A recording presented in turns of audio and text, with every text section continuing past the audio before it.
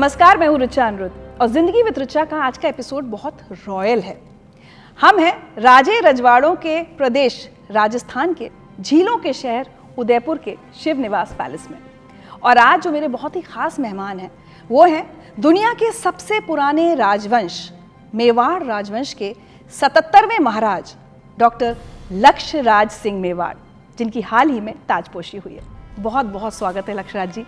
क्या कहूँ आपको महाराज जी? अब तो लक्ष्यराज बिल्कुल ठीक है अभी भी। हाँ बिल्कुल, मुझे मेरा नाम पसंद है। मेरे घर वालों ने बड़ी मेहनत करके इस नाम को चुना है और ये उन चीज़ों में से है जो व्यक्ति खुद चुनता नहीं है पर मोहब्बत करता है। तो नाम मुझे मेरा पसंद है, तो उसी से पढ़वाएंगे तो अच्छा लगेगा। कुछ घंटों पहले या कहें चंद दिनों पहले प्रिंस लक्ष्यराज और आज महाराज लक्ष्यराज। जीवन कितना बदल जाता है एक ताजपोशी से। जिम्मेदारियां जो हैं वो ज़रूर बदल जाती हैं, बाकी व्यक्तित्व, व्यक्ति सोच जो है वो वही रहती है। उसी को जो है वो उसी के ऊपर आप अपनी इमारत को गढ़ते हैं कहीं ना कहीं। और देखिए, जब अपने कंधों के ऊपर देखते हैं और जाकर किसी से कोई चर्चा करने का प्रयास करते हैं तब वो व्यक्ति मिल जाता है। अब जो है वो जब आपको लगता है कि ये मैं पूछ लूँ और फिर आपको सन्नाटा मिलता है, तो ये चीज़ बदल जाती है। बाकी जो है वो नामों में, पदों में, ये एक परंपरा है जिसका परिवार 1500 साल से सम्मान करते हुए आया है। पर व्यक्ति विशेष को हमेशा अपने जो है वो कर्मों से जो है वो पहचाना गया है। मेवाड़ को अपने कर्मों से पहचाना गया है। तो कहते हैं ना कि नीयत जिसकी अच्छी है किस्मत उसकी दासी है, कर्म जिसके अच्छे हैं उसके घर में मथुरा काशी है। तो कोशिश यही करते हैं कि आदमी जो है वो काम करे, अपना कर्म करे और उसी से अपनी जो है वो पहचान और सोच जो है वो बनाए। और जो मोहब्बत से, अपनत्व से, प्यार से जो लोग कहते हैं वो उनका बड़प्पन है। और ये दो तरफा है, मतलब जितना जो है वो प्यार लोगों से मिलता है उतना ही प्यार मेवाड़ उनसे करता हुआ आ रहा है। तो ये एक सिलसिला है जो चलता रहा। मेरे पिताश्री से भी बहुत लोगों ने मोहब्बत करी, अब वो जो है वो मुझे मिल रही है। तो मैं कोशिश यही करता हूँ कि उस प्यार के योग्य रहूं और उसके अंदर और इजाफा करने का प्रयास करूं। जी, आपने पिताजी का जिक्र किया। अभी बहुत कम समय हुआ है आपने उनको खोया।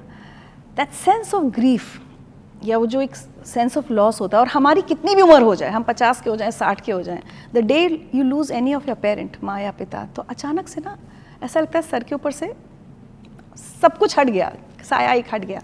How are you dealing with that grief? और उस बीच ये सब ताजपोशी और ये सब कुछ।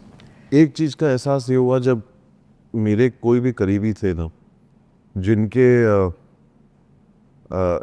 माता या पिता गुजरे, तो जब हम लोगों ने जाकर कहा कि अरे नहीं, हम समझ सकते हैं, मैं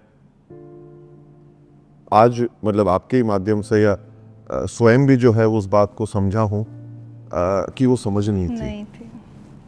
आई अंडरस्टैंड। तो अब एहसास होता है कि वो खोखलापन किसे कहते हैं। वो सांत्वना देने के लिए, हिम्मत बांधने के लिए, उनके साथ खड़े होने के लिए वो जुमला ठीक था। यहाँ हम समझ सकते हैं आपका क्या। पर अगर जज्बात की बात करें, हकीकत की बात करें, तो वो अब भी जो है वो पूरी तरीके से दिल दिमाग में, मन में मतलब घर नहीं करा है, समझ में नहीं आ रहा है। क्योंकि इतना कुछ करना था, इतना कुछ हो रहा था। तो अब जैसे जैसे दिन गुजर रहे हैं ना, अभी जैसे चंद लम्हों पहले ही मेरी बहन को अपने घर वापस जाना था, तो अक्सर पिताजी जो है वो घर से बेटी की जाने की रस्म को हमेशा पूरी करते थे। और तो हम लोग वहीं आसपास में रहते थे, सुनते थे, कभी जाते थे कभी नहीं जाते थे। बहन जा रही है, ठीक है, अभी थोड़े दिनों में वापस आएगा, फिर मिल जाएंगे, क्या है, क्या रखा है इन चीज़ों में। वो ठीक है, वो पिताजी को पता नहीं क्यों वो इतना लगा रहता है। फिर उनकी 2 बच्चियाँ हैं, उनके लिए मैंने कहा कि अब ठीक है, चल रही है, मैंने कहा घर की परंपराएं हैं, चला रहे हैं। पर जब आज उसके जाने का वक्त आया तो आत्मा में, दिल दिमाग में सबसे पहला ख्याल यही आया कि ये जा रही है और दोनों बच्चों के साथ जा रही है। जब आई थी तब तो पिताजी थे, अब जा रही है तो पिताजी नहीं है। उसको ये कहीं नहीं लगना चाहिए कि ये उसका घर नहीं है, या पिता की कमी अब है। या पिता की कोई कमी है, या वो वापस आने के लिए कभी 2 बार सोचे कि मैं मेरे भाई के घर जाऊं या नहीं जाऊं, या उसके मन के अंदर वो हिचकिचाहट नहीं रहे कि अरे अब वो मेरा घर नहीं है। अब वो मेरा घर नहीं है, मेरे पिताजी थे। तो अब तो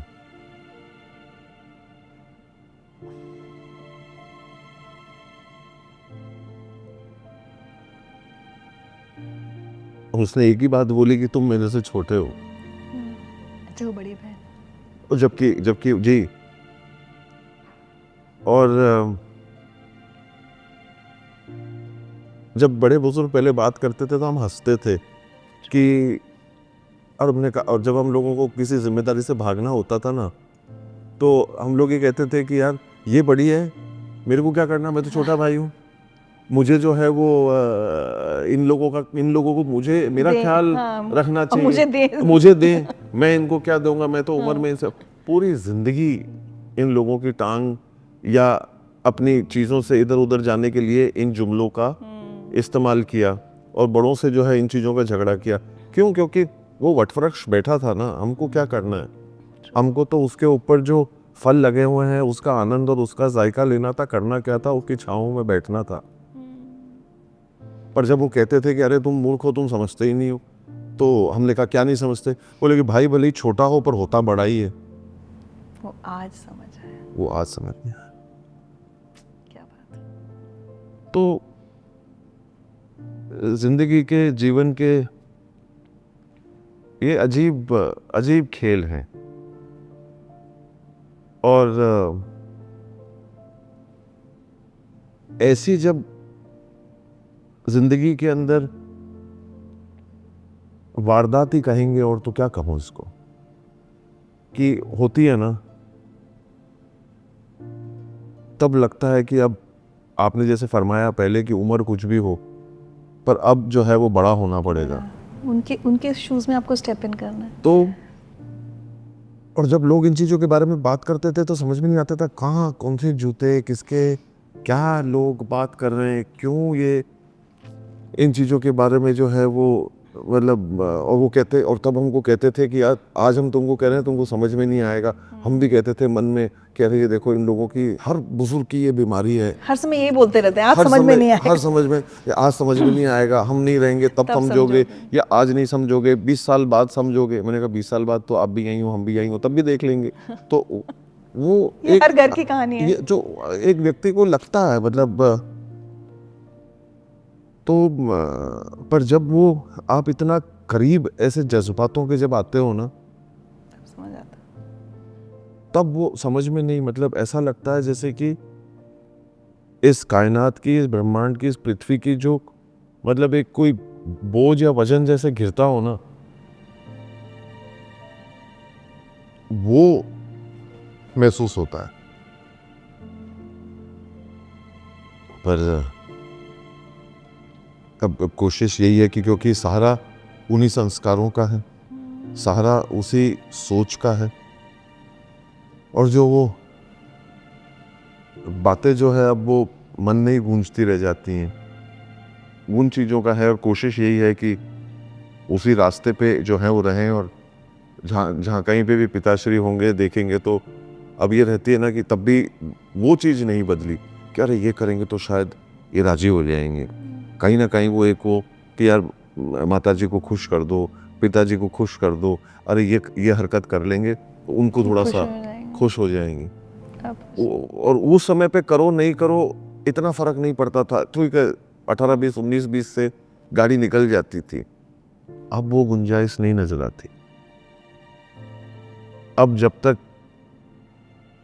100% उसके ऊपर पूरी तरीके से नहीं चल लो, और ये नहीं तय कर लो क्या शायद इसको मैं और बेहतर कर सकता था क्या, तब तक सुकून नहीं मिलता है, तब तक चैन नहीं मिलता है। और ये प्रेशर मुझे लगता है अब तो ये आपको इसके साथ जीना है, क्योंकि सिर्फ बहन नहीं, हर जगह हर रिश्ते में आपको यही नहीं। मैं 16 दिन नया या 16 दिन पुराना हूँ इस पूरी भूमिका में। इस भूमिका में।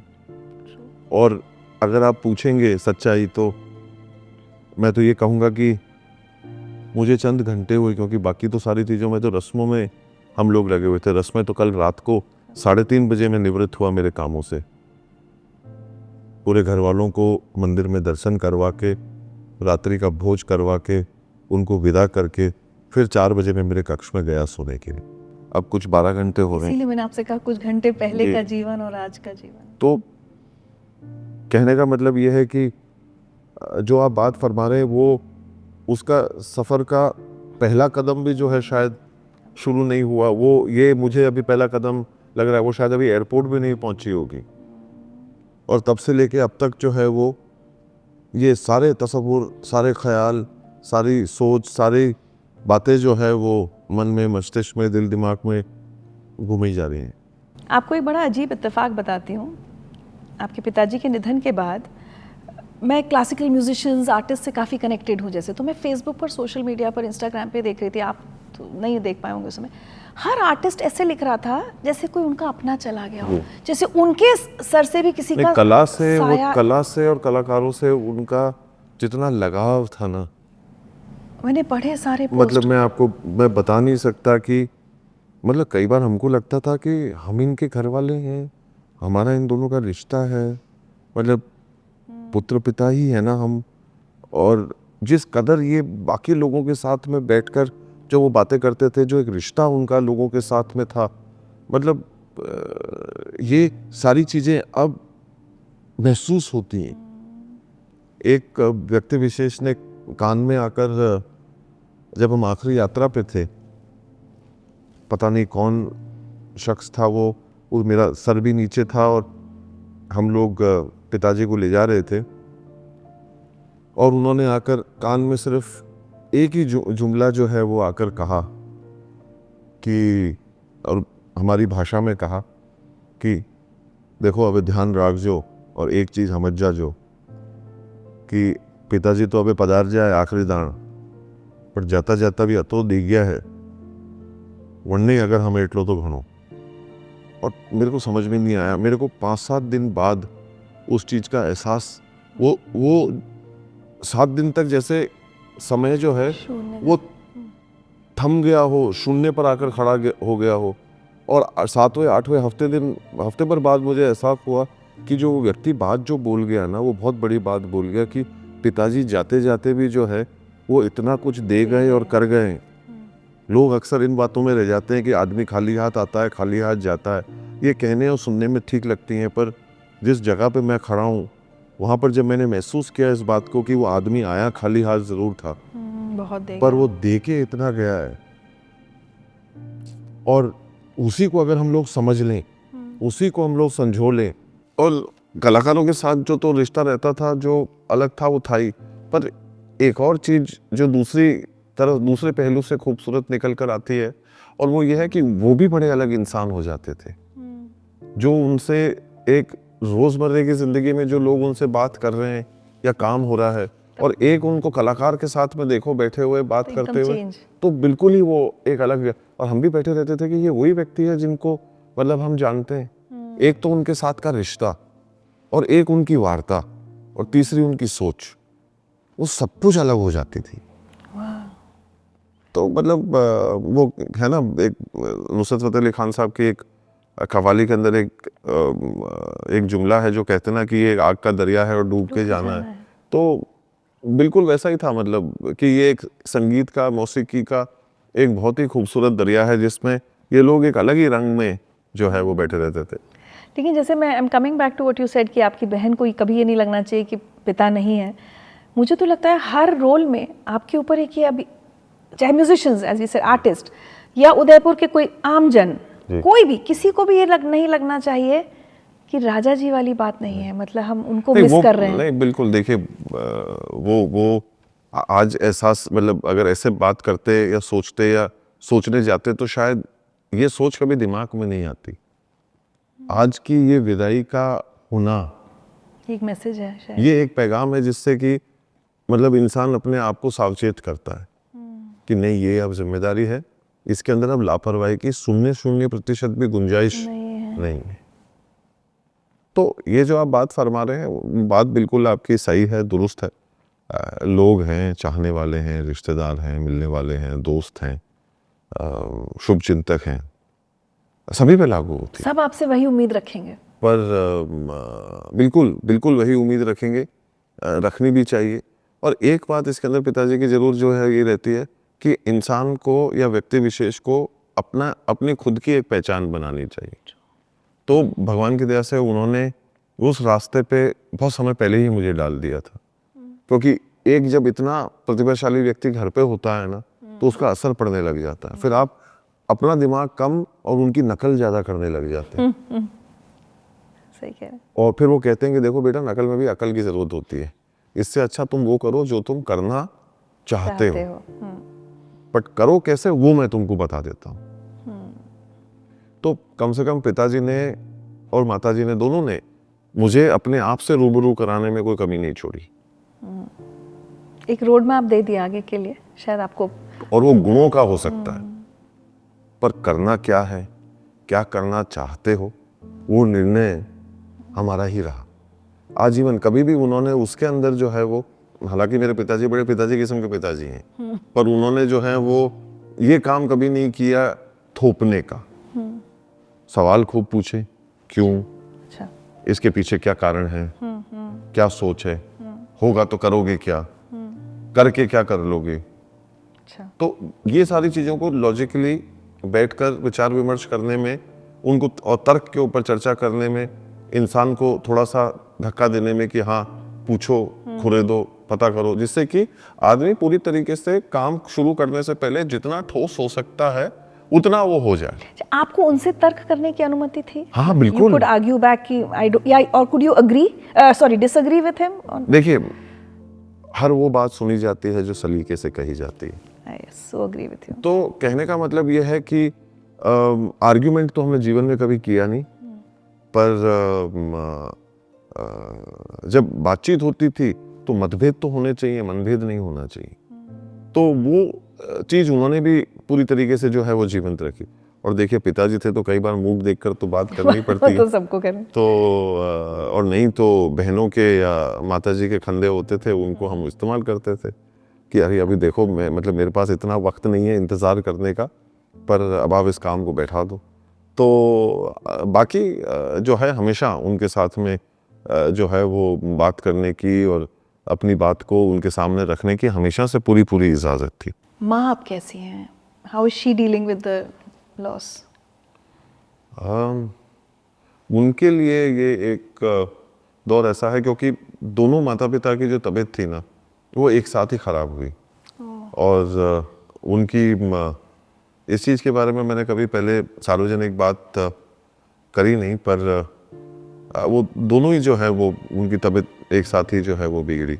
और कोशिश यही रहती है कि जितना उनके साथ रह सकें, जितना उनकी हिम्मत को जो है वो बांधने का प्रयास करते हैं। क्योंकि उनके लिए मुझे लगता है आपसे भी ज़्यादा मुश्किल वक्त होगा। जी। How is she coping? अब मैं ये नहीं कहूँगा कि मैं उनका दर्द समझ सकता हूँ, ये गलती मैं नहीं करूँगा, पर जी कोशिश यही है कि जितना एक दूसरे का सहारा बन सके उतना बनने का प्रयास करते हैं। चलिए अब आपके बचपन पर चलते हैं। ये तो आज और आगे की बात हो गई थी।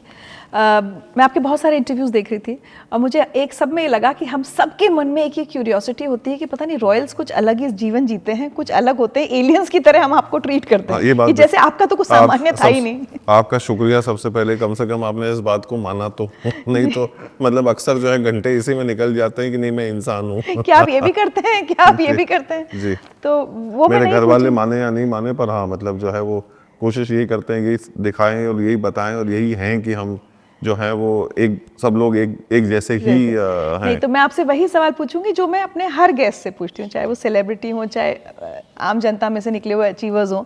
बचपन कैसा था, या बचपन का लक्ष्य क्या, सपने देखता था बड़े होकर क्या करना है? नहीं, उस समय पे तो मैम जो दौर वो वक्त था उसका आनंद उठाया, उस वक्त को जिया। ईमानदार, चाहे अगर छुपन छुपाई खेल रहे थे तो फिर छुपन छुपाई खेल रहे थे। वो छुपन छुपाई खेलते खेलते नींद आ जाती तो फिर आ ही जाती। तो वो वाली बात है, मतलब बचपन के अंदर वो सारी चीज़ें करी जो एक मतलब एक आम बच्चा जाकर ज़िंदगी के अंदर करता है, चाहता है, क्योंकि आप अपने आजू बाजू के माहौल से सीखते हो। और जो हमारे दोस्त थे वो भी सब वैसे ही थे, और आज भी दोस्त वही हैं, वो बदले नहीं। तो बचपन बहुत ही क्या कहते हैं, उत्साहपूर्ण था, मज़े वाला था, आनंददायक था, खूब क्रिकेट खेला। बदमाश टाइप बच्चे थे आप, कैसे थे? शौकीन थे खेल कूद के। अच्छा। तो जो बदमाशी की जितनी एनर्जी थी ना, वो सारी कहीं ना कहीं उसी के अंदर फिर जो है वो निकल जाती थी। तो वो इतनी थकान हो जाती थी, शाम तक वापस लौटते थे जब क्रिकेट खेलकर सारे काम को पूरा करके, तो फिर ज़्यादा ताकत जो है वो दिन भर की फिर बचती नहीं थी। सुबह से लेके स्कूल से लेके शाम के खेलकूद तक, और फिर उसके बाद में खाना खाया और फिर बिस्तर जो है वो दिखता था। पर हाँ, मतलब मज़े खूब करे, खेल कूद खूब करी, दोस्तों के साथ में बैठ के मस्तियाँ खूब करी, जो मतलब हर एक व्यक्ति विशेष करता है। अच्छा, उदयपुर में बचपन में आप कम रहे ना, पहले बॉम्बे में पढ़े, जी, फिर म्यो चले गए। तो म्यो में तो ज्यादातर सारी, मतलब मुझे लगता है रॉयल फैमिली, सबके सब तरफ के बच्चे, राजस्थान के तो सभी आते हैं। बट वो समय जो है वो सारे लोग हर जगहों से थे, ऐसा नहीं है कि कोई खास कोई कुछ परिवार के लोग थे, हर तरीके के लोग थे। इत्तेफाक से अभी कोई मेरे दोस्त हैं वो अभी भी आए हुए भी हैं, यही हैं। और तो हर जगह से, हर जॉनर से लोग जो है स्कूल में पढ़ते म्यो थे। में अनुशासन और वो सब काफी वो रहता है ना। जी, अक्सर जो मेरे को अब समझ में आया कि म्यो कॉलेज भेजने का कारण जो रहता था वो ये रहता था कि देखिए, पढ़ाई में तो सबको पता था कि हमारा बच्चा जो है वो कोई विवेकानंद जी तो बनने से जो है वो रहा, पर अन्य दूसरी चीज़ों को कुछ कर लेंगे हासिल, तो उसकी पूरी गुंजाइश थी खेल कूद को लेकर, आर्ट्स को लेकर, को करिकुलर एक्टिविटीज़ को लेकर, डिबेट्स को लेकर, संगीत को लेकर। तो ये पोटेंशियल वहाँ पर बहुत था। तो अब आप क्रिकेट खेलना चाहते हैं तो आपको क्रिकेट के लिए सारी सुविधाएं मिलेंगी। आप फुटबॉल, हॉकी, स्विमिंग कुछ भी करना चाहें तो वो सारी आपको सुविधाएं मिलेंगी, तो आप उसको मतलब रोज़मर्रा के तौर के ऊपर कर सकते थे। तो और पढ़ाई उतनी जितनी की एक ज़रूरत थी, मतलब वहाँ पर कोई व्यक्ति इसलिए नहीं डाल रहा था क्योंकि हमारे बच्चे को 98% लाना है या 99% लाना है। वहाँ पर यह था कि वो इंसान अच्छा बने, वहाँ पर वो सारे काम करे। तो वो उस चीज़ के ऊपर जोर जो है वो ज़्यादा काफी होता है, काफ़ी रहता है। तो वो सारी चीज़ें हम लोगों ने करी। तो मतलब नहीं करते भी मैं घर से 15 साल लगभग बाहर रहा। जी, जैसा मैंने कहा कि इंटरव्यूअर्स आपको एहसास कराते हैं, ऐसे ही जब स्कूल में पढ़ रहे होते हैं या कॉलेज में होते हैं, कब एक स्टेज आती है जब दूसरे बच्चे शायद आपके आसपास या कई बार टीचर्स आपको एहसास कराते हैं कि आप थोड़े अलग हैं, आप थोड़े से प्रिविलेज्ड हैं, या वो भी आपको ज़्यादा ज़रूरत से ज़्यादा इज्जत देने की कोशिश करते हैं, जो आपको लगेगा अरे why are they treating me. नहीं, ये लोगों को लगता है, पर कई बार क्या होती है कि अंदरूनी ईर्ष्या ज़्यादा हो जाती है। आपको खुश करने की जगह जो लोग आमतौर के ऊपर ये सोचते हैं कि अरे देखो, इन लोगों को लोग ज़्यादा खुश करने की कोशिश करेंगे, इनकी ज़्यादा तारीफ करने की कोशिश करेंगे, पर ऐसा होता नहीं है। क्योंकि ये तो चीज़ मैंने पहली तौर के ऊपर जो है मैंने इसका तजुर्बा जो है वो किया हुआ है। तो कई बार लोगों के अंदर ईर्ष्या ज़्यादा होती है, लोगों के अंदर जलन ज़्यादा होती है, लोगों को तकलीफ ज़्यादा होती है, और उनसे पूछो क्यों तो उसका कोई जवाब नहीं। उनसे पूछो कि कभी पहले उस व्यक्ति से मिले तो उन्होंने कहा नहीं, जानते हो तो बोले नहीं, जज कर लेते हैं बस। और जो आपने कहा अध्यापकों को लेकर, उनमें ये बीमारी और ज़्यादा होती है। वो इसीलिए बच्चों में तो फिर भी इतनी नहीं होती, पर जो बड़े हैं उनके अंदर ये समस्या ज़्यादा होती है। सबसे पहली बात तो ये कि जैसे ही वो मिलते हैं, देखते हैं, जानते हैं, तो सबसे पहले तो वो ये समझेंगे कि अरे ये बड़ा बदतमीज़ व्यक्ति होगा, जबकि आपने उनसे कभी राम राम ही नहीं करी। स्पॉइल्ड ब्रैट होगा। हाँ, आप मिले ही नहीं उनसे, जानते ही नहीं, उनके गली जाना ही नहीं। किसी अध्यापक ने कोई कागज दिया होगा किसी दूसरे अध्यापक को देने के लिए, तो जब आप देने के लिए गए, तो जब आपने कहा कि सर 2 मिनट अगर वक्त है तो मैं बात कर सकता हूँ, लेकिन हाँ कहिए, बोले कि सर हमारे को उस टीचर ने भेजा है, आपको ये कागज देना है, आप आगे जब आपको वक्त मिले आप। अरे आपने तो इतनी अच्छी तरह से बात कर ली। तो मैंने सोचा, मैंने कहा कि मैं क्या किया, मैं और क्या करने वाला था। मैंने किया क्या, वो तो मुझे होश है, बट उनको क्या लगा कि मैं क्या करने वाला था। परसेप्शन। तो आप परसेप्शन से ज्यादा वो पता नहीं क्या दिमाग में पहले से ही सोच के बैठे हैं। परसेप्शन भी तो कहीं से तो आता, पर वो तो धारणा उन्होंने खुद ही जो है वो बना ली, खुद ही तय कर लिया। वो मुझे लगता है होता है। मैं आपको बताऊं, मुझे भी जब पता चला कि मुझे आपका इंटरव्यू लेने आना है ना, तो पहला थॉट एक हिचक और झिझक का होता है। मैं ये नहीं कहूंगी कोई धारणा बनाई होगी मैंने, वो हो सकता है कि मैं क्या पूछूंगी, कैसे पूछूंगी। हिचक होना एक मतलब स्वाभाविक चीज है। मेरे को भी इंटरव्यू देने से पहले भी मेरे अंदर भी हिचक थी, बट मैं ये थोड़ी सोचने लगूंगा कि आप मेरे साथ कोई बदतमीजी करने वाले हो। या आप मेरे साथ कोई दूसरी अन्यथा कोई दुष्व्यवहार मेरे साथ करने वाले हो। मतलब ऐसी कोई आदमी धारणा थोड़ी बनाकर जो है वो कोई आता है। जब तक आप उस परिस्थिति का खुद स्वयं जाकर यकीन नहीं कर लेते, देख नहीं लेते, आभास नहीं कर ले, कई बार कोई गलतफहमी भी हो सकती है, कई बार कोई चीज अगले इंसान ने, शख्स ने किस अंदाज से कही, जिस तरीके से कही, जिस तौर से कही, शायद आपके समझने भी नहीं, उससे भी नहीं। आप मैं खुद भी तो गलती कर सकता हूँ। हर चीज दूसरे के ऊपर थोप कर चलने की कहाँ आवश्यकता है। और आप वैसे भी आई थिंक इंट्रोवर्ट, बिल्कुल शाय रहे हैं, तो ऐसे लोगों को और मिसअंडरस्टैंड किया जाता है जल्दी। तो वो जो, और मेरा आधा कारण बातचीत करने का, वार्ता करने का, और ये चीजें मैंने जो है वो मेरी माता जी से खूब इन चीजों के ऊपर चर्चा करी थी विस्तार पे। तो उन्होंने मतलब इस चीज का दिया कि जब तक अपन जाकर खुद लोगों से बात नहीं करेंगे, खुद जाकर लोगों को नहीं, बोले कि लोग अलग अलग चीजें छोड़ते हैं तब।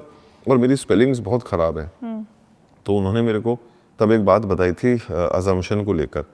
तो उन्होंने कहा कि, और उनको पता था क्योंकि हमने खूब प्रसाद खाया हुआ है उनसे मिस स्पेल करने के वक्त। तो उन्होंने जब मेरे को अज्यूम शब्द को स्पेल करने के लिए कहा तो मैं पहले 3 अक्षरों तक तो पहुंच गया। तो उन्होंने कहा इसके आगे जाने की जरूरत नहीं है, इस स्पेलिंग को लेकर पहले 3 अक्षर काफी हैं। तो बोले कि तुम इस चीज को ध्यान रखना कि यही एक इकलौती स्पेलिंग है जो तुमको पूरी नहीं आए तो चलेगी।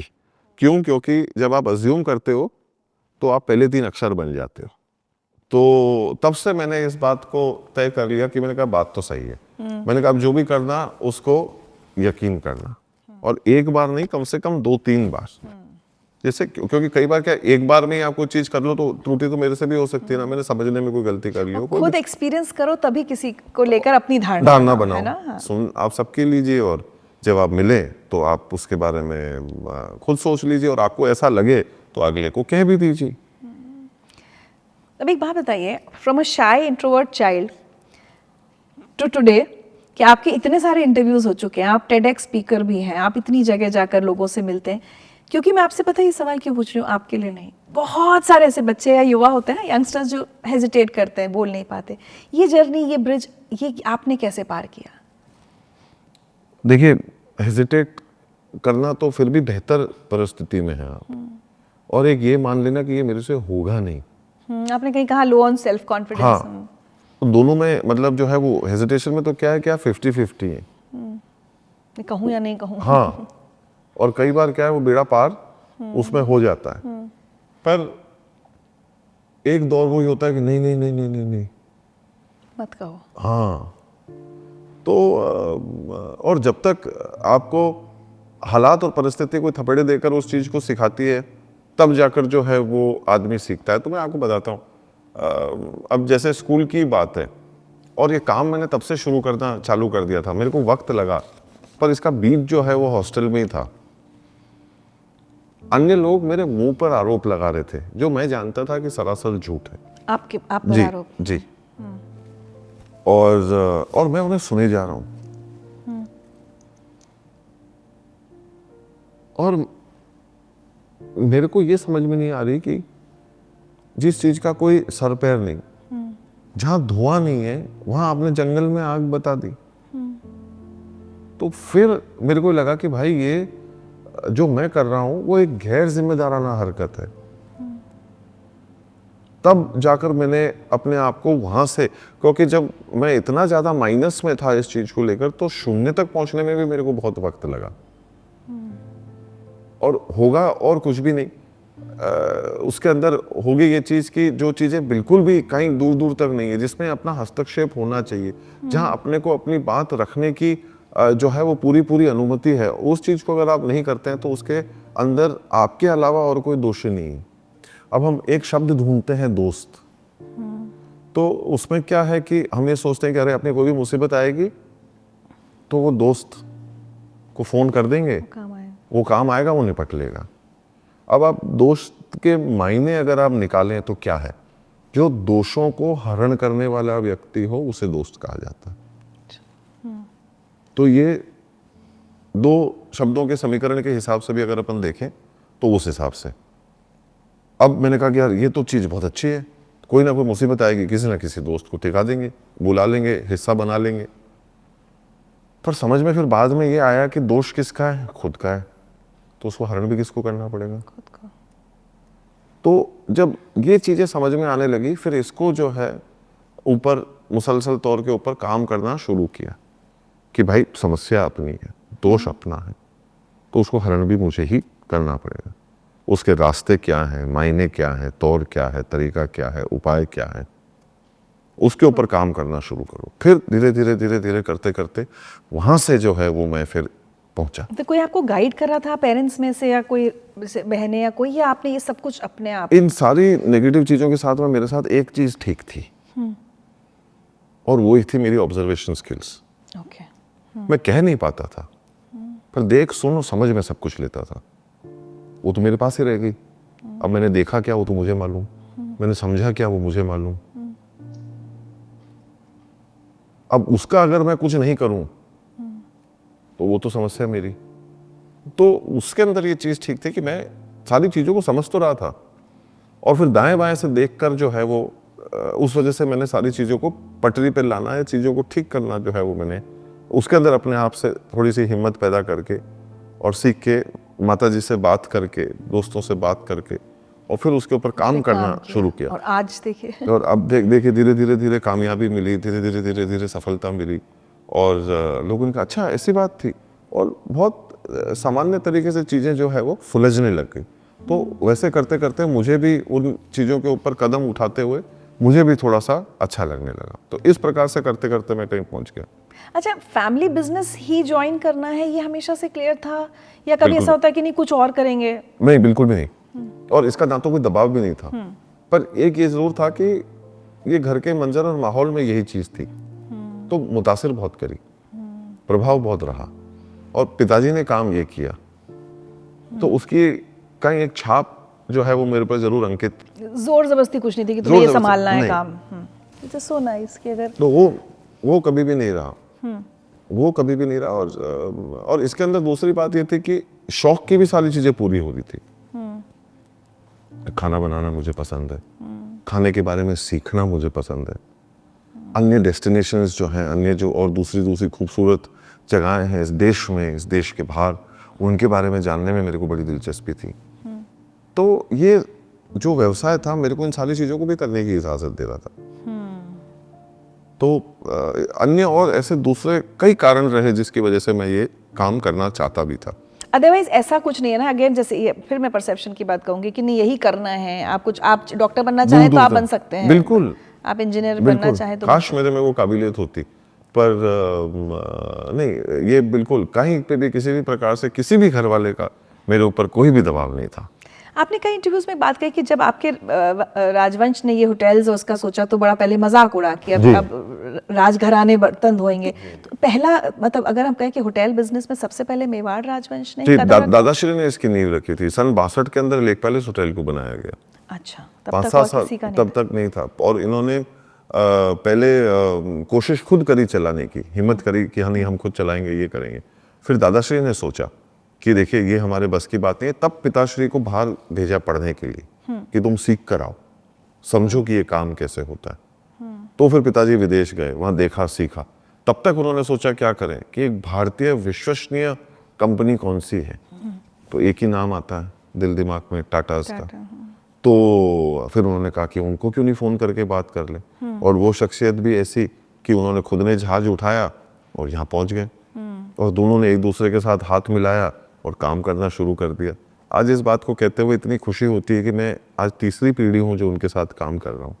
अच्छा, हाउस ऑफ टाटास के साथ में, हाउस ऑफ मेवाड़ और हाउस ऑफ टाटास 3 पीढ़ी से साथ में काम कर रहे हैं। दूसरी खुशी की बात एक और ये है कि हम भारत के अंदर 2 ऐसी संस्थाएं हैं जो सबसे लंबे समय तक एक साथ में है। हमारे 50 वर्ष पूरे हो गए एक दूसरे के साथ में। तो ये भी आज अपने आप में इतनी खुशी की बात है कि और सपने में कभी नहीं सोचा था कि ऐसी संस्था जो है मेरे जैसे व्यक्ति विशेष को कभी उनका ब्रांड एम्बेसडर बनाएगी। तो जब 2 घरों की जो एक संस्कृति एक जैसी होती है ना, तो काम बहुत आसान हो जाता है। जिस सोच पे वो लोग चलते हैं, जैसे वो काम करते हैं, तो हमारे को ऐसा लगता है जैसे कि हमारे घर के अंदर ही हो रहा है। जो बात जैसी है कह दो, बोल दो, बता दो, कोई ना कोई रास्ता निकल जाएगा। एक बात बताइए, आप तो अब तीसरी पीढ़ी हैं, लेकिन शुरुआत की भी अगर बात करूं, आप बड़ों ने आपके साथ एक्सपीरियंसेस शेयर किए होंगे। आप रॉयल फैमिली होते हैं, फिर बिजनेस में अपने अलग तरह के कॉम्प्रोमाइज़ेस होते हैं। वो मांगता है भाई कभी आपको किसी ऐसे के सामने झुकना पड़ जाए जिसे आप नहीं पसंद करते या नहीं झुकना चाहते, या कुछ बहुत अलग अलग प्रैक्टिसेस। वो बैलेंस आपके बड़ों ने कैसे बनाया? और आपके पास शायद अब नेचुरली आ गया होगा, बट वो आसान नहीं होता होगा ना? नहीं ऐसा नहीं, पहली बात तो ये कि ऐसा क्यों करना पड़े, ये हमने पहले ही मान लिया कि अगर कोई आपको पसंद नहीं तो आपको पसंद नहीं, हम हाथ जोड़ सकते हैं। फर्क सिर्फ इतना है कि मतलब बदतमीजी नहीं होनी चाहिए ना, इज्जत सबकी बरकरार रहनी चाहिए। तो अगर आप किसी के साथ काम नहीं करना चाहते हैं तो आज अपने पास में उस चीज़ को करने के लिए पूरा निर्णय अपने हाथ में। कोई जोर जबरदस्ती किस चीज़ की, मेरे व्यवसाय का नुकसान हो सकता है तो मैं बैठकर आंकड़ों का मूल्यांकन कर सकता हूँ कि मैं ये काम नहीं करूँगा तो मेरे को इतना नुकसान होगा। अब आपको ये तय करना है कि कौन सी चीज़ ज़्यादा ज़रूरी है। Are you a good businessman? That's a very good या क्वेश्चन। कभी इमोशनल, जैसे होता है ना, हम लोग अपने आप को कई बार कहते हैं इमोशनल फूल्स हैं, बिजनेस नहीं हो सकता। ये मैं अपने आप को मैं उसी श्रेणी में मानूंगा। अगर आप सच पूछें तो मैं ज़रूर यही कहूँगा कि जो है वो, अब लोग आते हैं मेरी बेटी की शादी है साहब, अब तो हमको ये लगता है कि हम उन्हीं की तरफ से तो फिर जो साथ वाले लोग होते हैं वो ये कहते हैं कि देखिए साहब आप थोड़ा सा भाग टहल वहल के आ जाओ, थोड़ा सा ठीक हो जाएगा। तो बोले कि और भी खर्चे हैं जो निकालने, तो देखिए तो वो चीज़ ज़रूर रहती है। और पिताजी के साथ में भी वही था। तो कहीं ना कहीं ये, हाँ, जज्बाती लोग हम ज़रूर हैं और कई बार लोग उस चीज़ का नाजायज़ फ़ायदा भी ले जाते हैं, पर ठीक है, अच्छी चीज़ है कि कम से कम हमारी तरफ से जो कार्य होना था या काम करना था एक अच्छी सोच के लिए किया, तो अच्छी बात है। उसमें कोई मतलब वो भी नहीं है कि कोई मलाल भी नहीं है। और सुबह शाम आदमी को खाना तो 250 ग्राम ही है ना, तो पर हाँ, उस चक्कर के अंदर शहर को, लोगों को जो है वो इतना कुछ मिलता है, करता है, तो वो एक चीज़ का स्वाद रहता है दिन में। कितने लोगों को रोजगार आपके जी बिल्कुल। वाकई। और कहीं ना कहीं जो एक फॉर्मूला है लाइफ में जिससे एक हम जीने का प्रयास करते हैं वो फुलफिल हो जाता है। वो GGGN वाला फॉर्मूला जिसको मैं कहता हूँ कि the greatest good for greatest number. कभी भी कोई कार्य करो जीवन के अंदर तो कोशिश यही करो कि that it should be for the greatest good. और फिर लालच आनी चाहिए कि अगर आपने ग्रेटेस्ट गुड किया तो क्यों वो सबसे कम संख्या के लिए रहे, ग्रेटेस्ट नंबर, तो फिर वो सबसे ज्यादा तादाद के लिए अगर होगा तो और स्वाद आएगा। तो कोशिश यही रहती है कि उसके ऊपर जितना काम कर सके। ये मेरा एक टेक अवे है, GGGN, greatest good for greatest numbers. क्या बात। आज आप बात मुझसे कर रही हैं पर वो पहुंच सैकड़ों लोगों के पास रही है। तो कहने का मतलब ये है कि कोई भी अगर व्यक्ति विशेष देखे, सुने, करे तो ये एक असर जैसे भी जिस भी क्षेत्र में हो आप इसको लागू कर सकते हैं। और हमारी भी कोशिश यही रहती है कि जो भी कार्य करें उसको कितने लोगों पे लागू कर सकते हैं। मेरे सवालों ज्यादा यही होता है कि मुझे जो जवाब मिले वो ऐसा मिले कि लोग, बहुत सारे लोग इंस्पायर हो पाए, जितने लोग भी देखें। आपने ना आप खाने की कई बार बात कर रहे हो, मुझे एक चीज बहुत अच्छी लगी थी, आपने किसी इंटरव्यू में कहा कि घर में एकदम रूल था कि दोपहर के 1 बजे और रात के 7-8 बजे खाना सब साथ खाएंगे। बहुत अच्छी बात लगी, क्योंकि आजकल मेट्रोज में या न्यूक्लियर फैमिलीज हो गई हैं, कई बार ऐसा नहीं हो पाता। तो जब डाइनिंग टेबल पे बैठे हैं, खाना खा रहे हैं परिवार के साथ और पिताजी माताजी साथ हैं, टिपिकल कॉन्वर्सेशंस क्या होते हैं? क्या वो आपको दुनिया के बारे में नहीं, या हर चीज के बारे में, जो विषय क्रिकेट का चल रहा हो, वर्ल्ड कप चल रहा हो तो उसके बारे में, और अगर कहीं हिंदुस्तान पाकिस्तान का मैच चल रहा हो तो फिर तो आप मतलब जो है वो अगले 2 दिन की 3 दिन की चर्चा भूल जाओ, वही चर्चा रहेगी। करंट अफेयर्स में कुछ चीज चल रही है तो देश दुनिया में क्या हो रहा है, इन सारी चीजों के ऊपर बातचीत होती रहती है। और बाकी काम के सिलसिले में हो तो कुछ विषयों के ऊपर विचार विमर्श करना हो तो वो वक्त सबसे दुरुस्त हुआ करता था उन चीजों के बारे में बात करने के लिए। पॉलिटिक्स, यहाँ मुझे ना, आज मैं सुबह सोच रही थी, बीइंग अ रॉयल फैमिली, कितना पॉलिटिक्स से कितनी दूरी बनानी है और कितना इन्वॉल्व होना है, ये बैलेंस कैसे बनाते हैं? नहीं, इसके कोई बैलेंस वाली बात, ये आज हमारा जीवन है, मतलब इसके बगैर कोई भी देश जो है वो चल नहीं सकता। तो दूरी बनाने का तो सवाल ही नहीं। दूरी से मेरा मतलब था किसी एक पॉलिटिकल पार्टी से कोई सेफ डिस्टेंस रखना है। ऐसा नहीं, बिल्कुल नहीं। ऐसा नहीं है। नहीं, देखिए, हर एक व्यक्ति अपनी एक विचारधारा के साथ में आता है। आपको कई बार कोई भी विचारधारा का हो पर आपको वो व्यक्ति विशेष पसंद हो कि नहीं, ये व्यक्ति तो पसंद है। तो कहने की बात ये है कि सबके मत अपने अपने हो सकते हैं और यही शायद खूबसूरती है। यहाँ तो सब आते होंगे आप बिल्कुल आते हैं, बिल्कुल जी जी बिल्कुल मिलने आते हैं, सौभाग्य है, जगह ऐसी है, हम भी जाते हैं मिलने के लिए। तो और देखिए जब लोग ऐसे महत्वपूर्ण पदों के ऊपर जब बैठे होते हैं तो उन लोगों से भी कितना सीखने और समझने को मिलता है, कैसे ये देश और दुनिया चलती है, उस चीज़ की कितनी बड़ी जो है वो हम लोगों को भी जिज्ञासा रहती है कि क्या हो रहा है, कैसे हो रहा है। तो हम भी उनसे बात कर कर कितनी सारी चीज़ें जो है वो सीखते हैं। तो वो ज़रूर एक अपना ना काहू से दोस्ती ना काहू से बैर वाला हाँ philosophy मतलब है। नहीं बैर किस चीज़ की वजह से, वाई ज़रूरत ही नहीं है, क्यों जाना उस गली, जब कोई व्यक्तिगत किसी से कोई दुश्मनी तो है ही नहीं ना। और ये छोटी सोच का तो किसी के पास कोई इलाज नहीं है कि अगर आपने किसी से बात कर ली तो ये तो उन चीज़ों का तो कोई अंत नहीं है, वो अफवाहें, बिना सर पैर की बातें। और छोटी सोच का तो आप कुछ नहीं कर सकते, और चीज़ को आप छोटा सिर्फ दो कारणों से ही समझ सकते हो, या तो आप उसे बहुत दूर से देख रहे हो या आप उसे गुरूर से देख रहे हो। क्या बात। और है तो वो सब लोग हमारे देश के निर्माण में ही योगदान दे रहे हैं। सबकी विचारधारा किसी की अलग सब हो सकती किसी की भी विचारधारा कुछ भी हो सकती है। अब उस विचारधारा के सिलसिले के अंदर मतलब जो है वो एक जब तक एक सीमित दायरे में और एक गरिमामय तरीके से चीज को चल रही है तो उसमें हर्ज भी कहाँ है, उसी का तो आनंद है, उसी से तो ये देश जो है वो आज जहाँ है जो है वो बन रहा है। अच्छा एक बात बताइए, कई चीज़ें हम इनहेरिट करते हैं, लेगेसी हो गई, सब कुछ हो गया, फिर कुछ चीज़ें हम एज इंडिविजुअल, जैसे आपने कहा भी कि आपके पिताजी ने हमेशा इनकरेज किया कि अपने हिसाब से, तो अब आगे तो एक चूंकि अभी बहुत ज़्यादा कंट्रोवर्सी रही परिवार के मतभेद की, उसके विवाद की, कहीं आप सोचते हैं कि वे फॉरवर्ड क्या है, कुछ आपके मन में है या जो है वही चलता रहेगा, या are you looking at it differently now? समस्याएं कहाँ नहीं होती, मैं इस चीज के लिए तो कभी हर घर ना में होती है। हमने कभी किसी चीज के लिए ना पहले मना किया, ना आज ना कल। समस्या है, होती है, पर सबसे पहली बात तो है कि हम क्या सही समस्या से भी वाकिफ हैं क्या। जितने लोगों से मेरी बात होती है, जिन लोगों से मैं पूछता हूँ या बात करता हूँ, तो अभी तक जितने लोगों से मेरी बात हुई है 100 में से 99.5 लोगों ने तो मेरे को ये बात बोली है कि भाई साहब ये तो हम पहली बार सुन रहे हैं, हमको इस चीज़ की जानकारी नहीं थी। और मैं उन्हें सिर्फ एक ही बात कहता हूँ कि मेरी बात का विश्वास मत करिए, जो चीज़ पेपर वगैरह, हाँ उसके ऊपर अपन बात कर लेते हैं। अब फिर इन चीज़ों का कोई अंत नहीं ना कि मतलब मैं 2 बातें कहूँ आप 4 बातें कहेंगे, और ये बातें कहना कहाँ तक जो है वो ठीक है।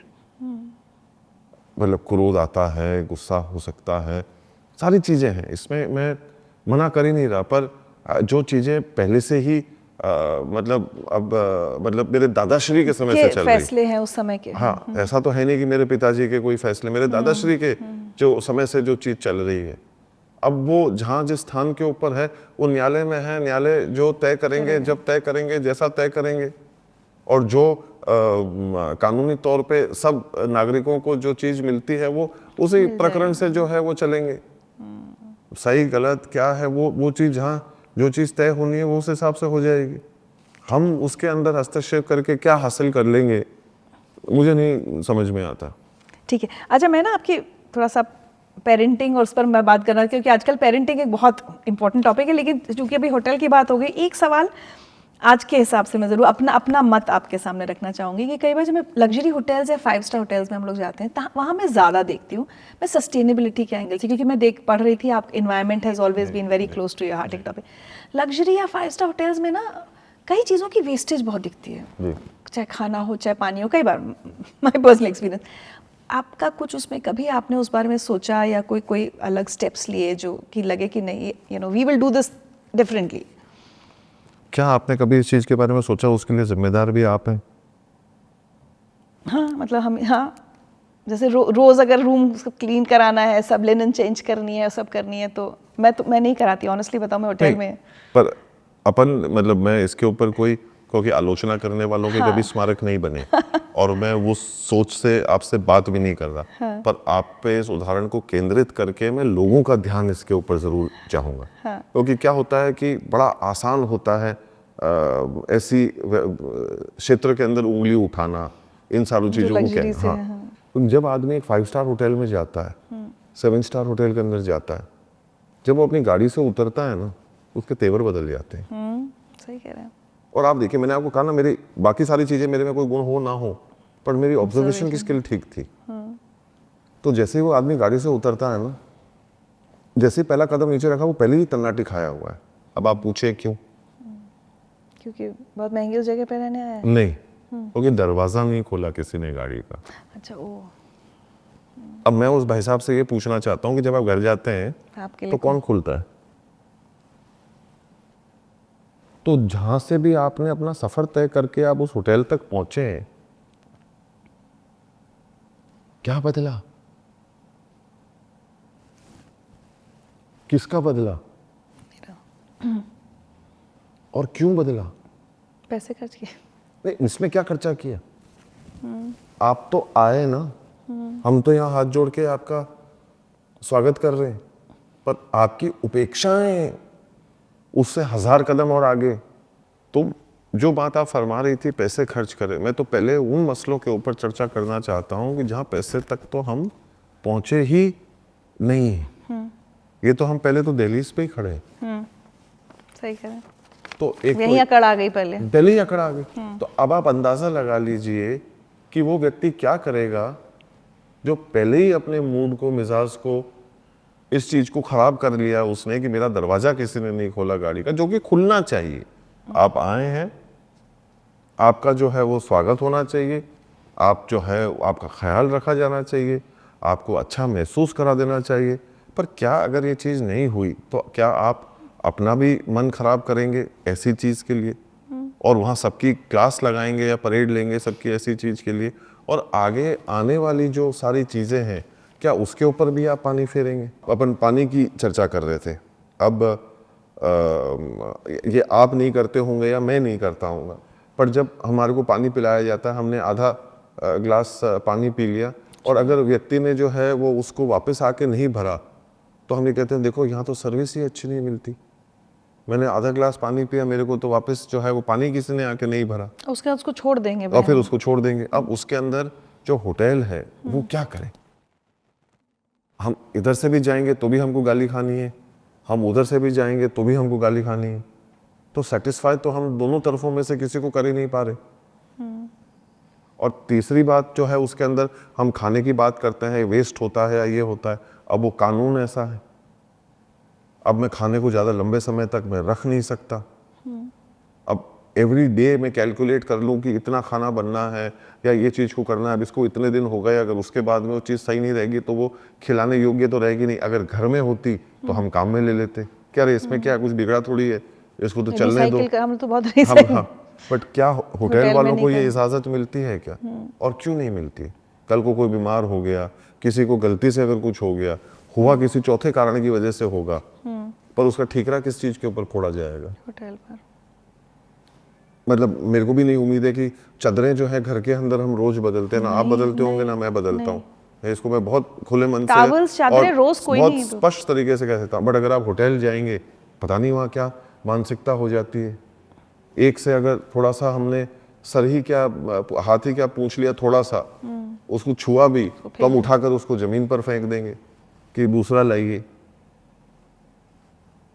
तो इन चीज़ों के लिए होटल्स को जिम्मेदार ठहराना काफ़ी हद तक जो है वो मैं नाइंसाफ़ी मानता हूँ, गलत मानता हूँ। अब आप लोग आकर सबसे, अरे देखिए आपने तो प्लास्टिक की बोतल लगा रखी, आप तो प्लास्टिक में सर्व कर रहे हैं, मैं बनाता हूँ क्या? और मैं कहाँ से लाऊं? मैं या तो व्यवसाय कर लूं। और जब ये बात लोग होटल्स में आते हैं तब उस चीज़ के बारे में बात करते हैं, बट जब वो स्वयं कहीं बाहर जाते हैं और उनको पानी की बोतल खरीदनी होती है तो वो क्या करते हैं? और कौन सी वाली खरीदते हैं? प्लास्टिक। तो क्यों खरीदते हैं? इसके ऊपर क्या बातचीत होने की आवश्यकता है? क्या इन चीज़ों के ऊपर हम लोगों को अन्य दूसरे कोई रास्ते निकालने की आवश्यकता है? बिल्कुल है। क्या उसके अंदर हम लोगों को बैठकर एक कमरे के अंदर लोगों के साथ बातचीत करनी चाहिए? सरकारों को इस चीज़ के बारे में अवगत कराना चाहिए, प्राइवेट प्लेयर्स को इसके बारे में बातचीत करनी चाहिए, बिल्कुल करनी चाहिए, चर्चा छिड़नी चाहिए नहीं, और उसके ऊपर कार्य होना चाहिए, बिल्कुल होना चाहिए। कौन मना कर रहा है?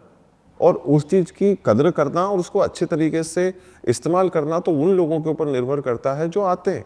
Social consciousness. हाँ, अब उसके अंदर आप उनको, फिर होटल्स ने उनके पास कोई चारा बचा नहीं तो वो गिल्टी करने का रास्ता चुना। साइड में एक बहुत बड़ा रिसाइकल्ड लकड़ी का एक जो है फट्टा बनाते हैं, उसके ऊपर हम लोग ये लिखते हैं कि अगर आपको जो है चादर नहीं बदलवानी हो तो आप इसे बिस्तर पे रख दीजिए, हम आपकी चादर को साफ सूफ करके और इसी चादर को वापस लगा देंगे, इसको धोएंगे नहीं।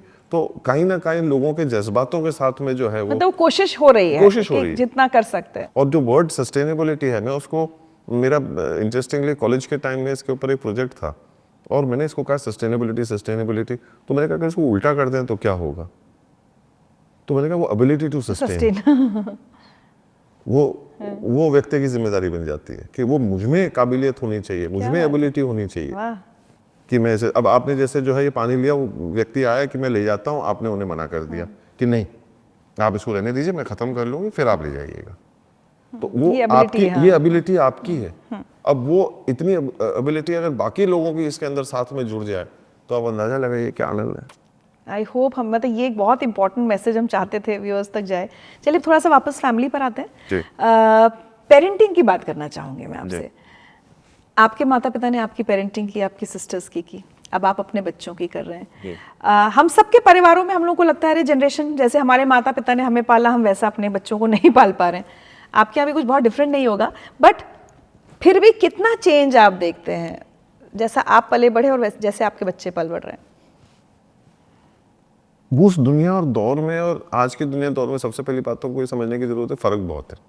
तो सोशल मीडिया आ गया, अब हमारे टाइम वो नहीं था। बिल्कुल। और तब जो है पूरा परिवार एक छत के नीचे रहता था, अब सब बड़े बटे बटे और कटे कटे से रहते हैं।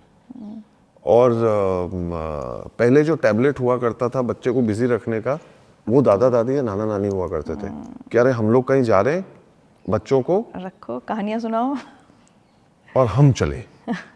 अब क्या है, खुश नहीं है टैबलेट दे दो, खाना नहीं खा रहा है टैबलेट दे दो। मेरे बहुत ही करीबी की जो है बहुत ही खूबसूरत दो पंक्तियां हैं कि सादगी थी, बंदगी थी, सरलता थी, जब फेसबुक और व्हाट्सएप न थे तब जिंदगी थी। सच्ची। तो कहने का मतलब ये है कि वो जिंदगी जीना जो है, अब जैसे हमारे अभी अपने 2-3 बार लाइट गई, अब ये लाइट अक्सर जाती ही नहीं है।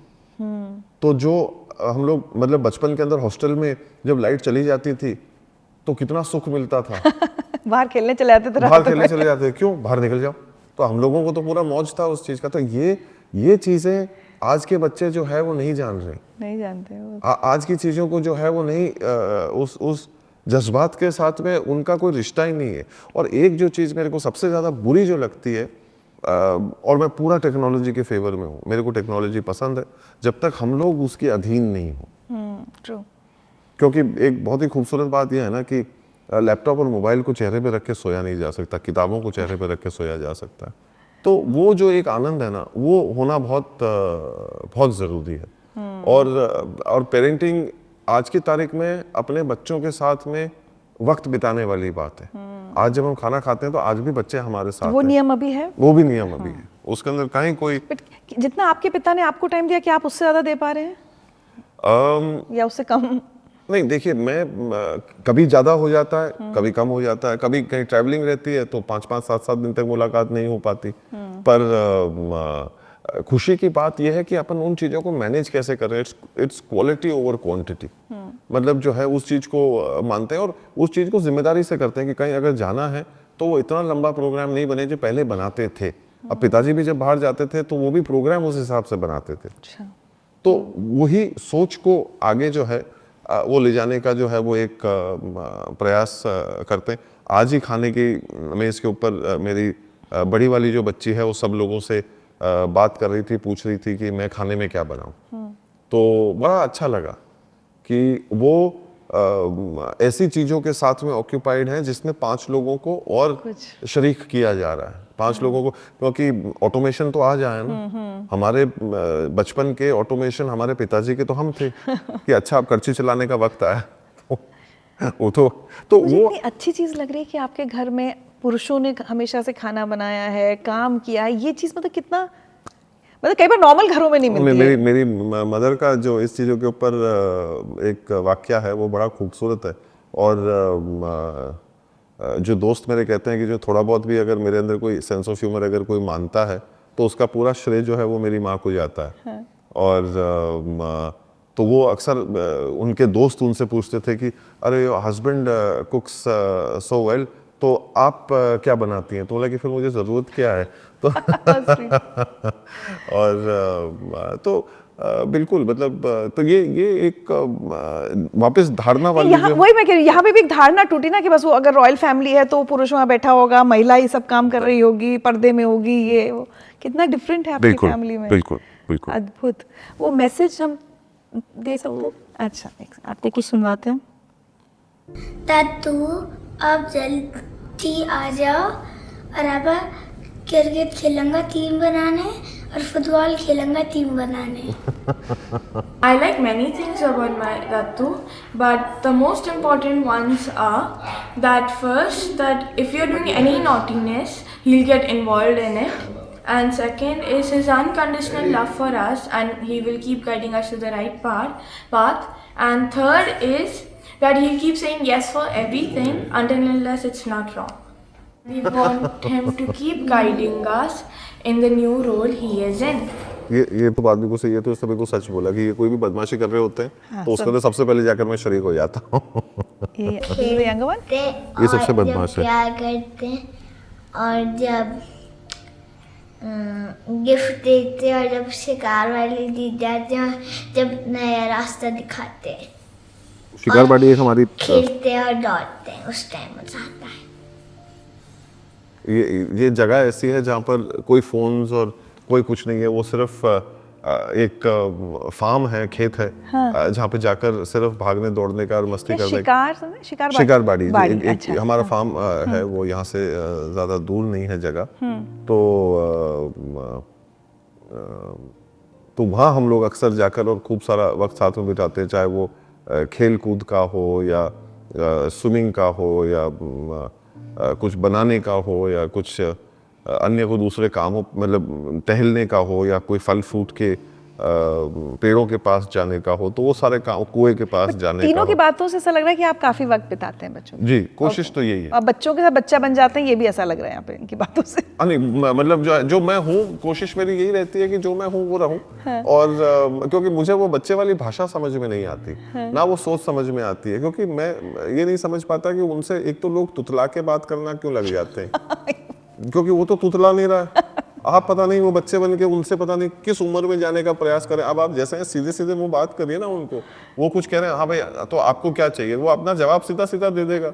आप पता नहीं उसको ये मतलब वो चाइल्ड लैंग्वेज जो है वो मेरे को बिल्कुल समझ में नहीं। अब वो कोई मस्ती कर रहे हैं तो मैं मस्ती में अपने तरीके से मतलब शरीक होऊंगा। मैं उनकी खुशी के लिए तो है, पर वो उतनी की उतनी मेरी भी खुशी है कि हम दो लोग अपनी सोच के साथ में एक दूसरे के साथ मिल रहे हैं। तो वो जो एक खुशी है, कोशिश जो है वो ये रहती है। वो छोटे वाले को जो है वो खेलने कूदने का, अभी भगवान की दया से उसको क्रिकेट का बहुत शौक है। तो ये तो जेनेटिकली चल रहा है मुझे फैमिली में ना। जी जी, आपके पिता भी, फिर आप मेरे दादाजी भी खेला करते थे। उनके दोनों का पिता पुत्र का आज भी रिकॉर्ड है फर्स्ट क्लास क्रिकेट के अंदर साथ में खेलने का। ओह जी, ओके। तो अब आपके बेटे को भी शौक? अब मेरे बेटे को भी शौक। अच्छा, आपके अभी मोबाइल फोन यूसेज पे डांट वांट बिल्कुल है ना? बिल्कुल कुछ बिल्कुल कितने घंटे यूज करना है या फोन? जी, कोशिश यही रहती है कि जितना मतलब अब काम काज के सिलसिले में, एजुकेशन के सिलसिले में मैं पूरा फेवर में हूँ, पर जब घर वाले बैठे हैं और आप बैठे हो और उसके ऊपर काम कर रहे हो, ये मेरे समझ के बाहर है। अब जैसे वो मेरी एक बड़ी वाली से बड़ी खुशी और तसल्ली मिली मेरे को कि उन्होंने कहा कि वो मेरे को कभी मना नहीं करेंगे जब तक वो गलत नहीं है। तो इसका मतलब यह है कि जब जब उसको टोका तब उसने इस बात का एहसास करा कि नहीं, मेरे को सही बात के ऊपर टोका। अब जब सारा परिवार साथ में बैठा हो, कोई गेम खेलना चाहते तो तब मैं उसको कहता हूँ कि अब ये चीज नहीं चलेगी। उसको बुरा जरूर लगता है, पर उम्मीद यही करते हैं कि उसको ये चीज समझ में आए कि जो साथ में बैठे हैं हमारे को जीना अभी है और यहाँ है।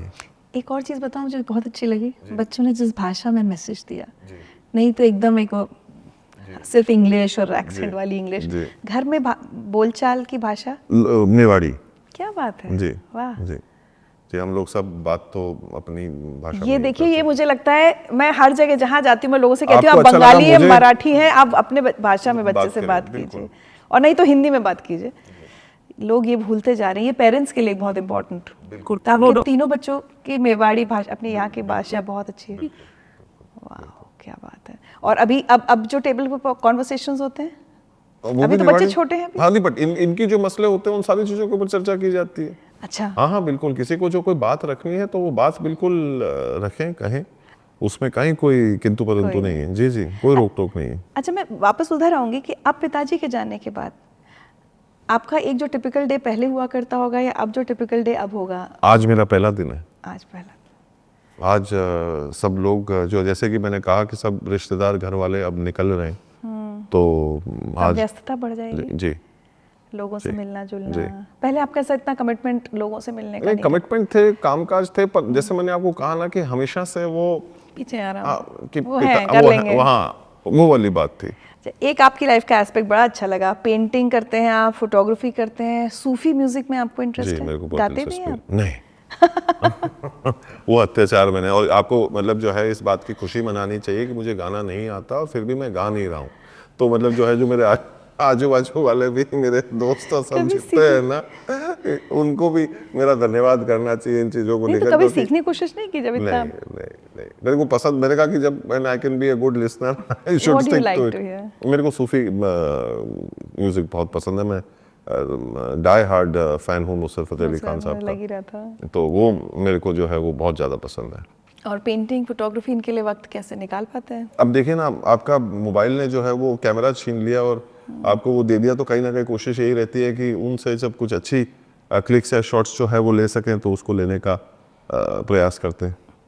अच्छा, एक मेरा सवाल ये था, सोशल मीडिया का इन्फ्लुएंस इवन रॉयल्टीज पर, रॉयल फैमिलीज पर आपको लगता है कि देयर इज एन इन्फ्लुएंस? जब तक ये आपका एक फुल टाइम काम नहीं बन जाए, लोग इसके अंदर पूरी तरीके से बैठ नहीं जाए, तब तक बिल्कुल ठीक है। मतलब 15-20 मिनट ये देखना कि कौन गाली बक रहा है, कौन प्यार कर रहा है, कौन सहयोग दे रहा है, कौन एक सकारात्मक ऊर्जा भरने का प्रयास कर रहा है, कौन सुझाव दे रहा है, बड़ा आनंद आता है। तो 15 मिनट के अंदर सारा काम हो जाता है। बैठते हैं, देखते हैं, और ये दो तरफी वार्ता चलती है। मेरी एक सोच है, मैंने रखी, उसके ऊपर किसी को कुछ टिप्पणी करनी है, उन्होंने करी, मैंने सुनी, पढ़ी। उसने आपको भी और एक्सेसिबल बना दिया ना, जैसे आम जनता जो क्यूरियस हो बिल्कुल। सकती है आपकी लाइफस्टाइल देखने के लिए, वो अब बेशक, देख सकती है। बेशक। पहले वो एक क्यूरियोसिटी रहती होगी कि कैसे और जीते क्या हैं। बांटना, कितना बांटना, उस चीज के अंदर क्या है कि आपको इस चीज की इजाजत पूरी तरीके से मिलती है कि जब लोग मुझे कहते हैं कि आप एक सोशल मीडिया कंटेंट क्रिएटर है। मैंने कहा मैं कंटेंट क्रिएटर नहीं हूं, मैं वो बांटता हूं जो है। मैं उसके लिए कुछ अलग बनाता नहीं मैं होगा। बनाता नहीं हूं। मैं अलग जाकर के अरे आज यहाँ चले जाते हैं तो ये शूट कर लेंगे, वो हो रहा है इस वजह से वो शूट हो गया, ना कि वो शूट करना है इस वजह से उस कार्य को कर रहे हैं। ये फर्क है। Is there a spiritual side to you, या कोई गुरु जिनको आप सुनना पसंद करते हैं? देखिए, हमारे कुल के ही गुरु वो हैं, तो है, कुल गुरु तो हैं। उससे बढ़कर और हमारे लिए कोई चीज़ हो नहीं सकती। और ये मेवाड़ जो है वो गुरु शिष्य परंपरा के ऊपर ही 1500 साल से चलता हुआ आ रहा है। तो इससे बड़ी हमारे लिए और कोई दूसरी विरासत जो है हो नहीं सकती। और हाल ही में इतना बड़ा आशीर्वाद गुरु से मिलना, मतलब आप हकीकत अगर पूछें तो यही एक ऐसी चीज़ है जो इंसान को और अंदर से जो है वो मजबूत करती है। उन्होंने आपको सबसे श्रेष्ठ भी कहा। जी, वो मैं उनकी बाइट देख रही थी। जी। अब देखिए, अब इससे जिम्मेदारी भी, और कहीं ना कहीं ये लगता है कि अब जो है वो उनको सही मार्ग पे चलकर कैसे खुश किया जाए। तो वो एक जो है वो उनसे बड़ा जो है हमारे द्वारकाधीश और जो वहाँ के हमारे गुरु हैं, इतने वर्षों से कई 100 वर्षों से इस चीज़ की परंपरा जो चलती हुई आ रही है, ये वाकई में एक सौभाग्य है। लाइफ में कभी भी जब दिक्कतें आई, चाहे वो बिजनेस में कभी प्रॉब्लम हो रही हो, यंग्स लाइफ में कभी भी, how do you deal with the low phases in your life? एक तो ये है कि सबसे पहली बात तो ये कि वो परमानेंट नहीं है। तो और हम लोग इस टेम्परेरी ज़िंदगी के अंदर परमानेंट सॉल्यूशंस खोजते रहते हैं। तो हमको ये चीज़ समझनी पड़ेगी कि सारी चीज़ें अस्थायी हैं और हमको उसके साथ जीना है। तो इसका उदाहरण अक्सर मेरे ज़िंदगी में मैं एक ही तरीके से दे पाता हूँ या समझा पाता हूँ कि समुद्र है और उसके ऊपर एक कश्ती तैर रही है। तो ये बताइए ना कि उस कश्ती की उस समुद्र के सामने क्या बिसात है? कुछ नहीं। नहीं ना। पर वो तैरती रहती है, आती जाती रहती है, सैकड़ों बार चलती है, पर वो उसको तकलीफ कब आती है? तकलीफ जब आती है कि जब वो समुद्र का पानी उसके अंदर घुस जाता है। और जब तक उसके अंदर नहीं घुसता है वो, तब तक वो मौज से उन लहरों के ऊपर राज करती है। वो शायद एक राई के दाने के बराबर भी नहीं होगी वो कश्ती उस समुद्र के सामने। तो जिंदगी और मनुष्य का भी खेल कुछ ऐसा ही है। तो आजू बाजू में जो कुछ भी चल रहा है वो चलता रहता है। जब तक आप उसको अपने अंदर नहीं घुसने देंगे तब तक वो आपका बाल बांका नहीं कर सकती। तो हाइज एंड लोज तो पार्ट ऑफ लाइफ है, होती है। और जब मेरे को लगता है कि मेरे को कुछ हो रहा है तो मैं कहता हूँ कि भाई कहीं ना कहीं लीक है, इसका मतलब कहीं ना कहीं कुछ ना कुछ मेरे अंदर अंदर आ रहा है। एक सीरियस इशू जो अभी क्योंकि बहुत करंट है इसलिए बात करना चाहती हूँ, राणा सांगा को लेकर जो उसमें हुआ, लोग कुछ भी बोल रहे हैं आजकल हिस्ट्री को लेकर बयान, फिल्मों को लेकर तो आप अपनी आपत्ति पहले जता चुके हैं, मैंने देखा, लेकिन जब इस तरह के बयान आते हैं आपके मन में क्या आता है? नहीं, आप बताइए ना, आप खुद सोचिए, अपनी दृष्टिकोण से सोचिए कि आदमी क्या कहे ऐसी चीजों पे। मतलब आप इसका आकलन करने का प्रयास करें। आदमी को लग रहा है कि मैं कुछ भी जब कह सकता हूँ या मेरे को हर चीज को कहने की इजाजत है, और ये समाज को, सोच को हम कहाँ ले जा रहे हैं। और वो लोग जो इस देश के सर्वोच्च स्थान पर बैठे हुए हैं, पार्लियामेंट में बैठे, हाँ, एक संसद के अंदर बैठे लोग इस प्रकार से गैर जिम्मेदाराना बयानबाजी कर रहे हैं। हमारे जैसे आम आदमी उस जगह से खूबसूरत चीज़ों को निकलने का इंतज़ार करते हैं। उन चीज़ों की चर्चा हम खाने की मेज़ों पे करते हैं कि अरे आज वहाँ पर क्या बातचीत हुई, आज वहाँ क्या ऐसा होने वाला है, पेश हुआ, ये बहस हुई, और आज जो है वो इस सोच के ऊपर काम किया जाएगा, इस कार्य के ऊपर काम किया जाएगा, इस कानून के ऊपर काम किया जाएगा। वो लोग इस ऐसे शब्दों का उपयोग कर रहे हैं। हालांकि मैंने बहुत ही कड़े शब्दों के अंदर इस सोच की जो है वो मैंने निंदा करी है, पर मैं उम्मीद भी यही रखता हूँ कि, और आस्था भी, जो एक संविधान के अंदर एक आदमी की और एक नागरिक की होनी चाहिए, वो पूरी तरीके से हमारे संविधान के अंदर हमारी है, हमारे कानून में है।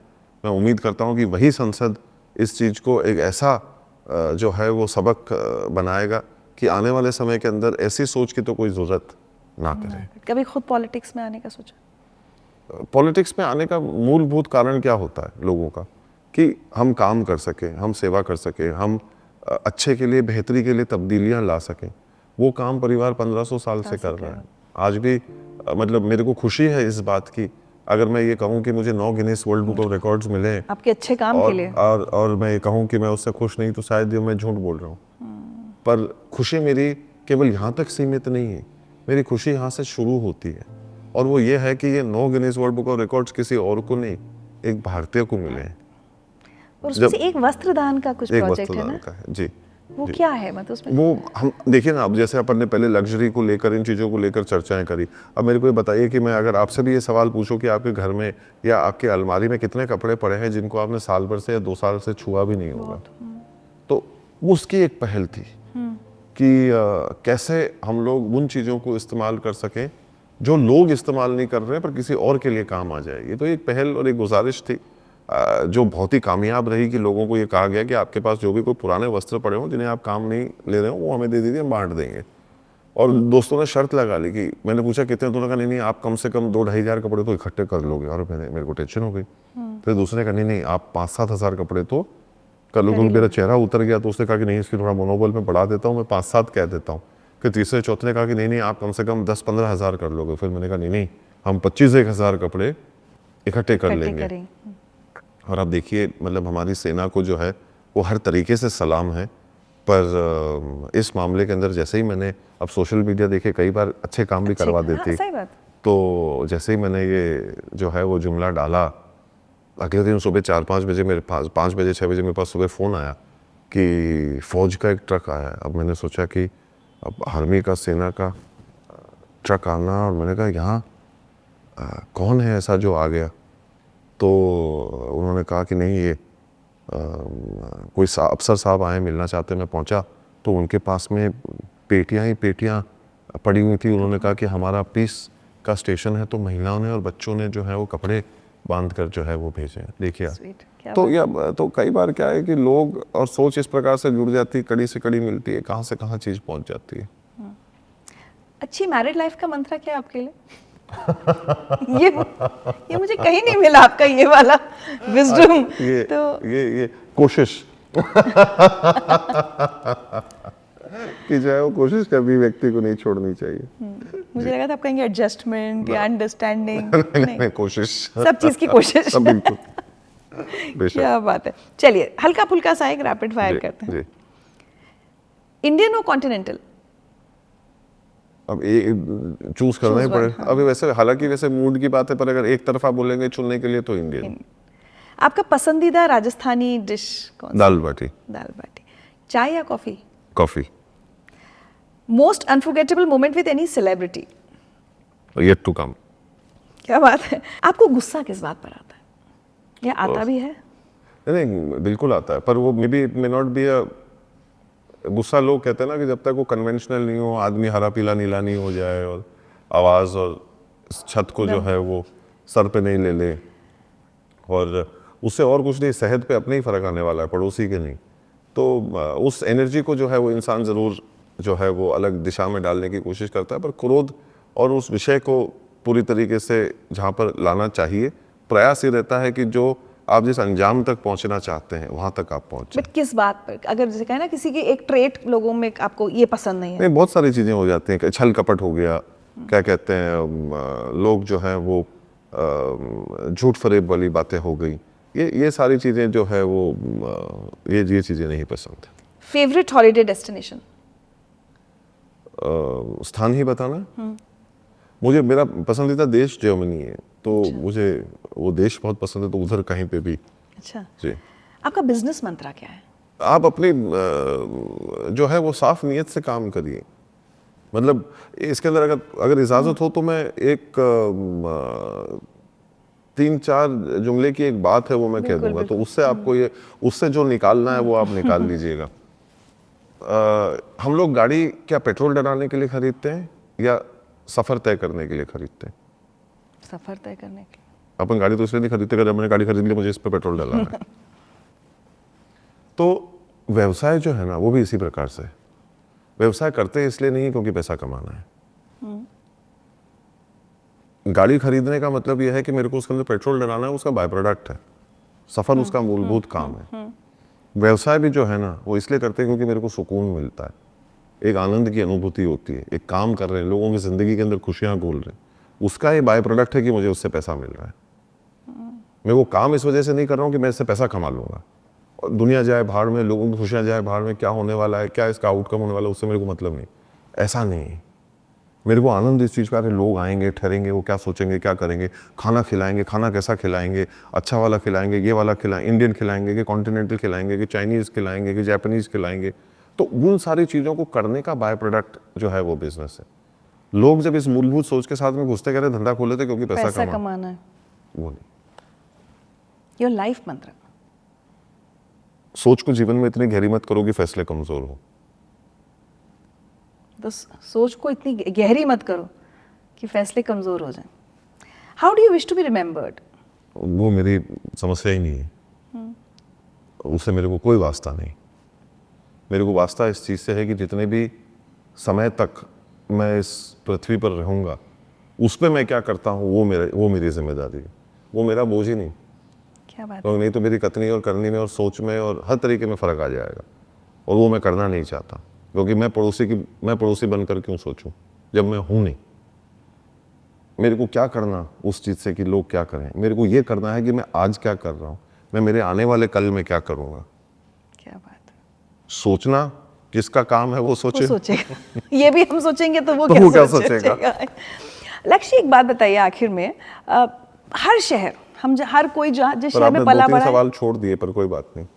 अब फरमाइए। अब आके ऑब्जर्व बहुत अच्छा करते हैं। देखे नहीं, मेरे को दिखा नहीं, पर आपके चेहरे के भाव जरूर मेरे को दिखे। मुझे लगा समय और आप भी बोर ना हो गए हो।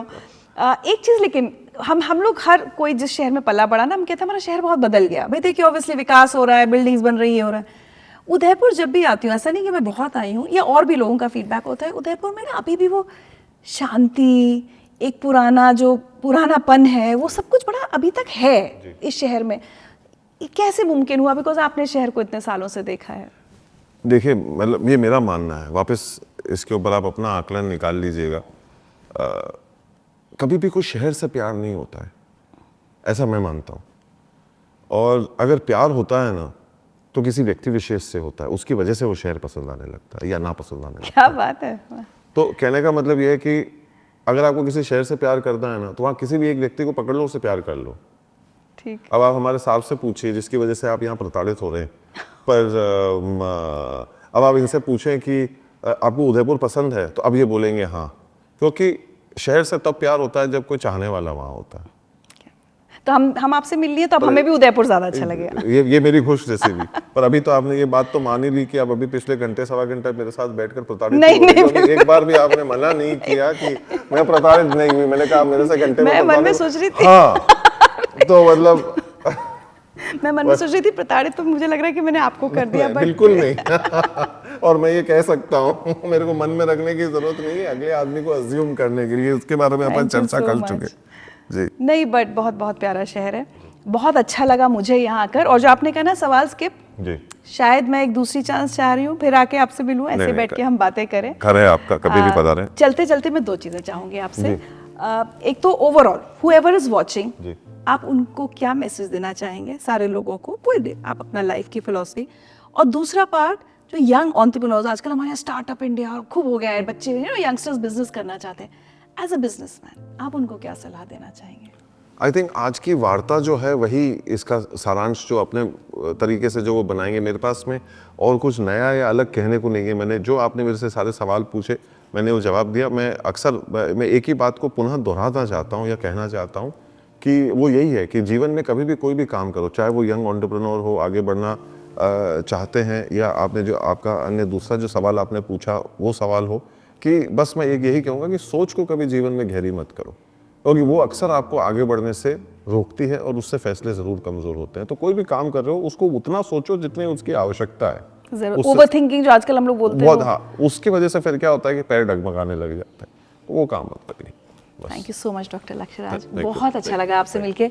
और मैं पर्सनली ये कहना चाहती हूँ कि आई नो कि इस समय आपके लिए शायद बहुत अच्छा समय नहीं होगा, मतलब बहुत चैलेंजेस हैं।